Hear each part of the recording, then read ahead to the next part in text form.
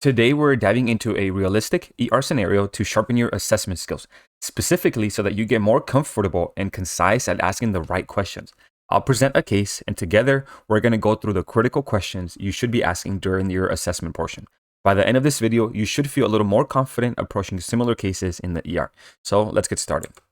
The patient arrives via EMS. They came from home, and on your initial impression, she's alert, she's pale, and she's breathing a little fast. You notice that she has a nasal cannula from EMS.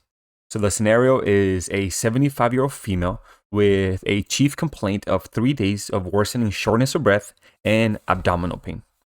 You help transfer her onto the ER gurney from the EMS gurney. You get her on the monitor, and you ensure the head of the bed remains elevated while you're cycling your vital signs. When they come back, the heart rate is 128, the respiratory rate is 29 breaths per minute, blood pressure is 168/98, temperature 99.5, and the SpO2 is 95% on room air. On your physical assessment, the main things that you're noticing is that she's pale. She has pale skin, pale mucous membranes. She has crackles at the lung bases bilaterally when you auscultated. You don't notice any edema to the lower extremities. She's oriented. She's a GCS-15, and she's speaking in complete full sentences. You notice that her abdomen is just mildly tender to the lower quadrant. So at this point, I want you to pause the video and think of what questions you should be asking this patient during your assessment to gather key information. Again, this is just to practice knowing what questions to ask so that your assessment can flow just a little better. So at this point, please pause the video. So for shortness of breath, I would ask, when did the shortness of breath start? What were you doing when the shortness of breath started? Is the shortness of breath constant, or does it come and go? Is it progressively getting worse? Keep in mind that a sudden onset might point to life-threatening things like a pulmonary embolism or even a pneumothorax, while a gradual onset suggests conditions like pneumonia or congestive heart failure. Another question that I would ask is, have you had any recent surgeries, long flights, or car rides where you've been immobile for a while? We ask this because we know that prolonged immobility is a major risk factor for a DVT, which can often lead to a PE and again cause that shortness of breath. We should also be asking what makes it better, what makes it worse. For example, if lying flat makes it worse, it may suggest pulmonary edema, right? If activity makes it worse, it may be cardiac in nature or anemia since this patient is pale, right?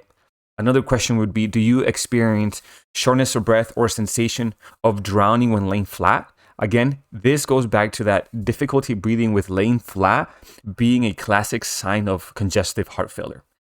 Other questions would include, are you experiencing any chest pain, any chest pressure, any dizziness or palpitations? Or do you have a cough, any congestion, fevers, or chills?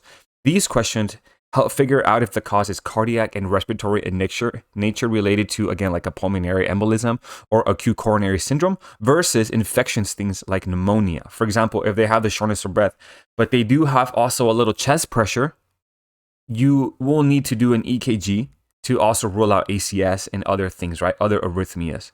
But if the patient's having a cough, it's productive, they've had fevers and chills, on top of the shortness of breath, then that kind of guides you to, okay, this might be pneumonia. Those crackles I'm auscultating may be the pneumonia, right?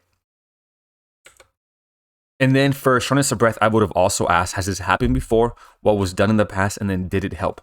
Now, after asking the questions for the shortness of breath, that are more tailored toward the respiratory and cardiac issues, I would ask more questions regarding the abdominal pain. I would ask, where is the pain and does it radiate? What does the pain feel like? When did the pain start and what were you doing when it started? Again, what makes it better? What makes it worse? And specifically for her, I would ask, is there any blood in your stool? Is it black or is it red, right? If a patient sees black stool, they might not know that that's blood. So you ask whether it's black or red. We're asking here specifically because she's pale and she's having abdominal pain. You want to ensure that you're not missing a GI bleed when it comes to that. You're also asking about nausea, vomiting, diarrhea, or constipation. Again, with the GI system, it helps knowing where the pain is as there's specific organs and causes in each region. For example, if food was a trigger, it's important to know because it helps guide the treatment.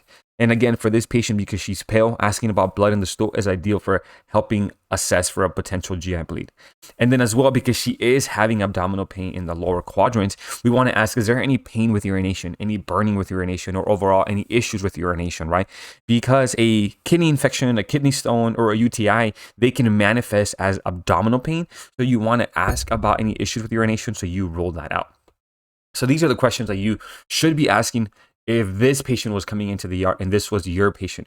You're going over the respiratory questions. How long have you had it? What were you doing? What makes it better? What makes it worse? Do you feel like you're drowning when you're laying flat?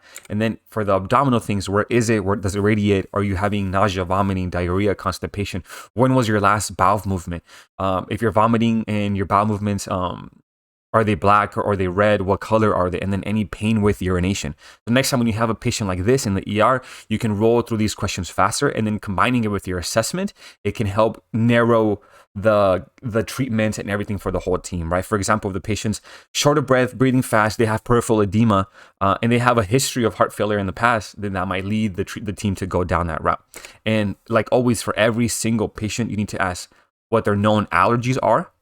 And you need to place it in the chart. You need to make sure that it's flagged in the chart if it's already not. You need to ask about their past medical history. Do they have a history of heart failure? Do they have a history of GI bleeds? What kind of surgeries have they had in the past? And then you need to ask the medications that they're currently on. Are they on blood pressure medications? Are they on blood thinners because they have AFib and so forth? The other questions are to guide sort of what the cause of these symptoms could be, but these help paint a whole complete picture for the patient. Super quick, if you want to save time and energy with mastering the essentials of the ER, consider checking out our book on Amazon or our course. The links are going to be down in the description or in a pinned comment. And as always, teamwork makes the dream work. And here at Emergency Chaos, we are proactive, not reactive.